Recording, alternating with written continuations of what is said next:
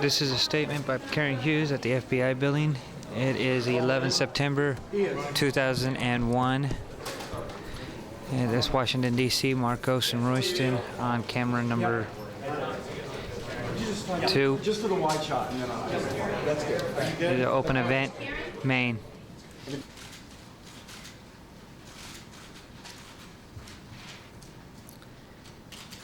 I'm Karen Hughes, counselor to President Bush, and I'm here to update you all on the activities of the federal government in response to this morning's attacks on our country. As you heard from President Bush a short time ago, the federal government is acting to help local communities with search and rescue and emergency management operations, to take all appropriate precautions to protect our citizens, and to identify those responsible for these despicable attacks on the American people. While some federal buildings have been evacuated for security reasons and to protect our workers, your federal government continues to function effectively. We have a federal emergency response plan, and at President Bush's direction, we are implementing it. We began to implement it immediately after the first attack in New York this morning. We contacted American forces and embassies throughout the world and placed them on high alert. The United States Secret Service immediately secured the President, the Vice President, and the Speaker of the House, and they are all safe. They have also secured members of the National Security Team, the President's Cabinet, and senior staff.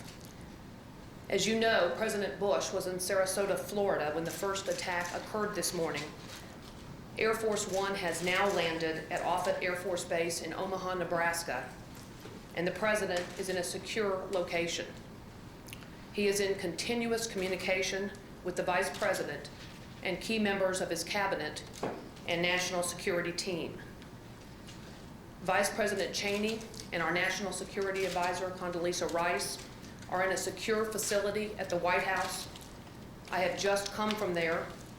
The Secretary of Transportation and other members of our White House senior staff are gathered at a command center there, and we are coordinating with other branches of our federal government. The Secretary of Defense remains at the Pentagon, and the Secretary of State is en route back to Washington from his trip to South America.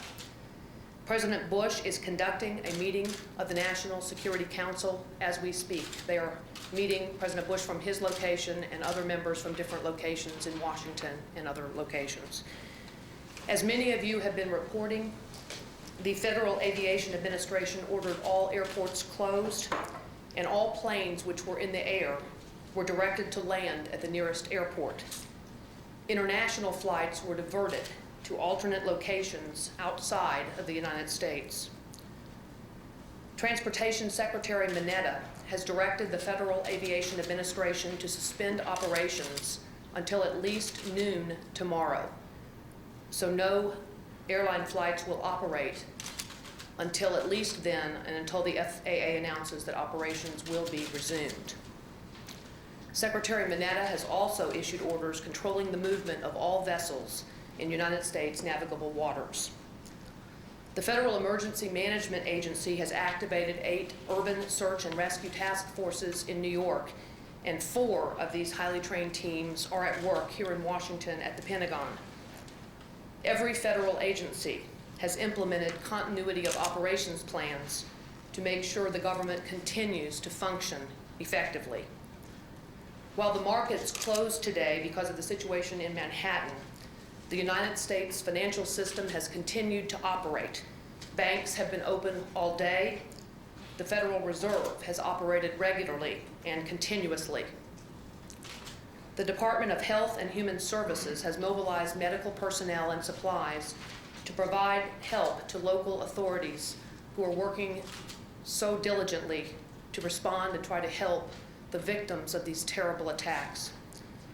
President Bush has committed the full resources of our intelligence and law enforcement communities to identify and bring to swift justice those responsible for these despicable attacks.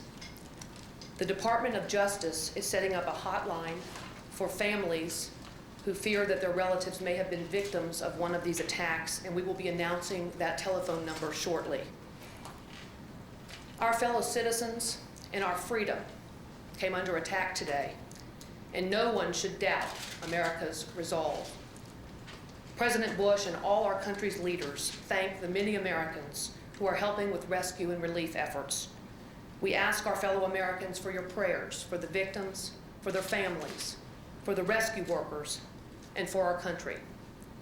Thank you all very much, and we will continue to update you as information is available and confirmed. Karen, how long will the president stay in Nebraska? Return to the White House? Will he be coming back to Washington?